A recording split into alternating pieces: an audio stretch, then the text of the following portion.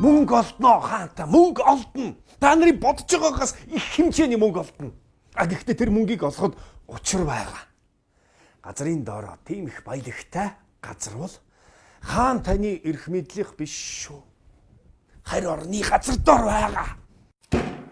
Хэрэгтэй бол хөөхүйг агсаад хүүтэн илдээ суглая. Хурдан хэрэгжүүл. Удаад юу хийгээд байгаа юм?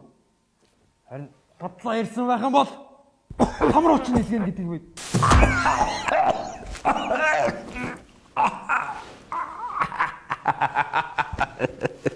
Хүрэх газраа би сайн мэднэ.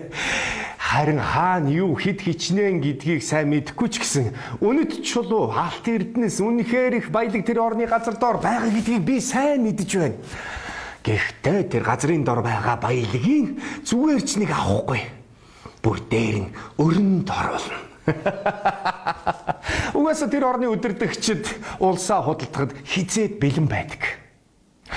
Удирдагчид нь солигдлоо ч гэсэн шунал нь солигдохгүй. Авахарга нь өөрчлөгднө. Харин авах шунал нь яг хിവэрэ. Газрын дорох тэр баялагийг үнэт цаасаар баталгаажуулаад гадны тэр орных ард иргэдэд тараагаад газрын доорох баялагын чинь баталгаа энэ шүү гэж итгүүлээд гаргаад ухаад ирж чадах нэг хүнийг би сайн мэднэ. Тэр бол гарцаагүй нэргэн ухаантай.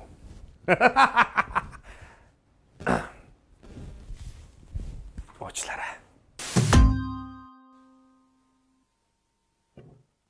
За яваад чи тэр Эрдэнсийг өөрийн болгож ирэх хүнийг хурдан авчир гэж тушаал буулгаж байна. Хурдл. Эзэн хаанта. Таны шадарлагчдын дунд арай энэ хүн маань байгаа юм биш байж? Хим.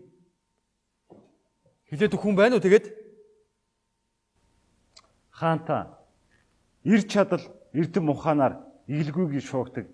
Ир нэгний тухай яриа байдаг. Нэр зартай нүний юм бол нэр тэр Эрдэнсийг авчирч чадах юм бол даамалчи олоод ир. Нэрхой. Нөгөө яриад байсан хүн чинь тэр хардаа та нар өмсөж зүүсэн ч шал өөр. Хар бас итгэл найдвар тээсэн хатсан сайхан хүн байна. Өнөө цагийн бузар булай ирэм барааныг текстик хүнсгэл санагдаад байгаа юм да. Санагдаад байх юм байхгүй. Наад хүний чинь л хэлээд байна штэ.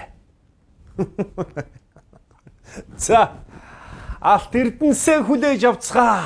Удахгүй та нарыг болно. Бүгдийг чинь болно. Наргицгаа.